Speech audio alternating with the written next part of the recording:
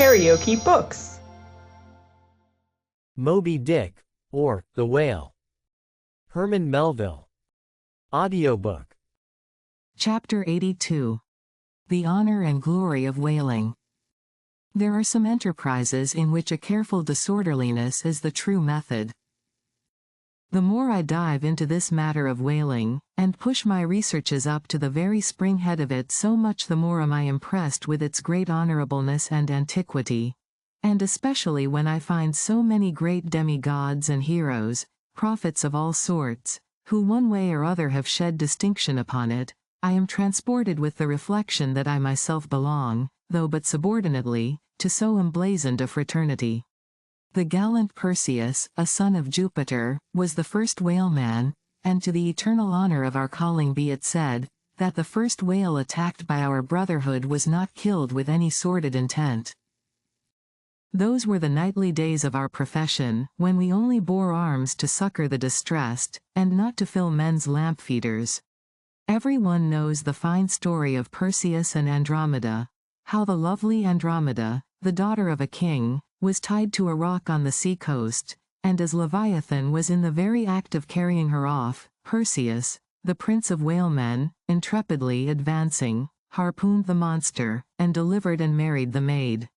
It was an admirable artistic exploit, rarely achieved by the best harpooneers of the present day, inasmuch as this Leviathan was slain at the very first dart.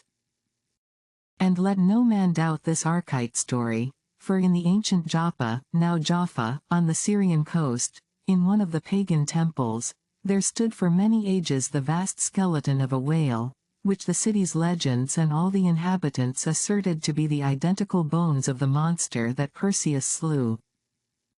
When the Romans took Joppa, the same skeleton was carried to Italy in triumph.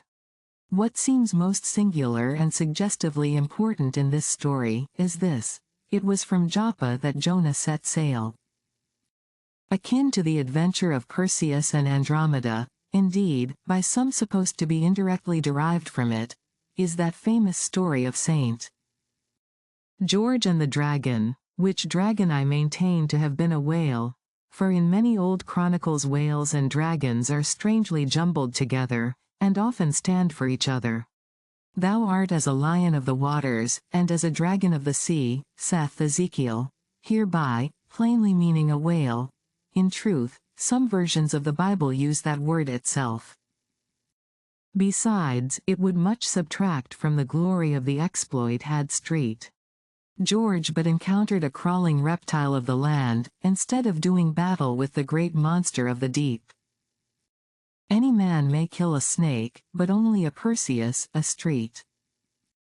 George, a coffin, have the heart in them to march boldly up to a whale. Let not the modern paintings of this scene mislead us, for though the creature encountered by that valiant whaleman of old is vaguely represented of a griffin-like shape, and though the battle is depicted on land and the saint on horseback, yet considering the great ignorance of those times, when the true form of the whale was unknown to artists, and considering that as in Perseus' case, St. George's whale might have crawled up out of the sea on the beach, and considering that the animal ridden by St. George might have been only a large seal or seahorse, bearing all this in mind, it will not appear altogether incompatible with the sacred legend and the ancientest drafts of the scene, to hold this so-called dragon no other than the great Leviathan himself. In fact, placed before the strict and piercing truth, this whole story will fare like that fish, flesh, and foul idol of the Philistines, Dagon by name, who being planted before the ark of Israel, his horse's head and both the palms of his hands fell off from him, and only the stump or fishy part of him remained. Thus, then, one of our own noble stamp, even a whaleman, is the tutelary guardian of England, and by good rights, we harpooneers of Nantucket should be enrolled in the most noble order of St. George.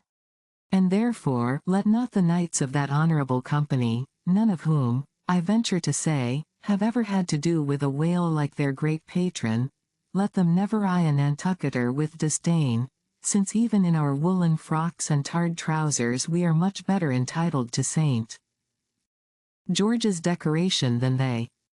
Whether to admit Hercules among us or not, concerning this I long remained dubious, for though according to the Greek mythologies, that antique Crockett and Kit Carson, that brawny doer of rejoicing good deeds, was swallowed down and thrown up by a whale, still, whether that strictly makes a whaleman of him, that might be mooted. It nowhere appears that he ever actually harpooned his fish, unless, indeed, from the inside. Nevertheless, he may be deemed a sort of involuntary whaleman. At any rate the whale caught him, if he did not the whale. I claim him for one of our clan. But, by the best contradictory authorities, this Grecian story of Hercules and the whale is considered to be derived from the still more ancient Hebrew story of Jonah and the whale, and vice versa. Certainly they are very similar. If I claim the demigod then, why not the prophet? Nor do heroes, saints, demigods, and prophets alone comprise the whole roll of our order. Our Grand Master is still to be named, for like royal kings of old times, we find the headwaters of our fraternity in nothing short of the great gods themselves.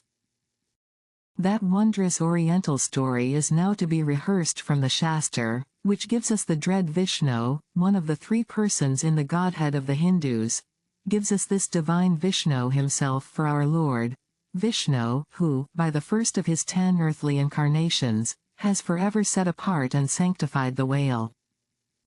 When Brahma, or the god of gods, Seth the Shastar, resolved to recreate the world after one of its periodical dissolutions, he gave birth to Vishnu to preside over the work. But the Vedas, or mystical books, whose perusal would seem to have been indispensable to Vishnu before beginning the creation, and which therefore must have contained something in the shape of practical hints to young architects, these Vedas were lying at the bottom of the waters. So Vishnu became incarnate in a whale, and sounding down in him to the uttermost depths, rescued the sacred volumes. Was not this Vishnu a whaleman, then? Even as a man who rides a horse is called a horseman. Perseus, Street.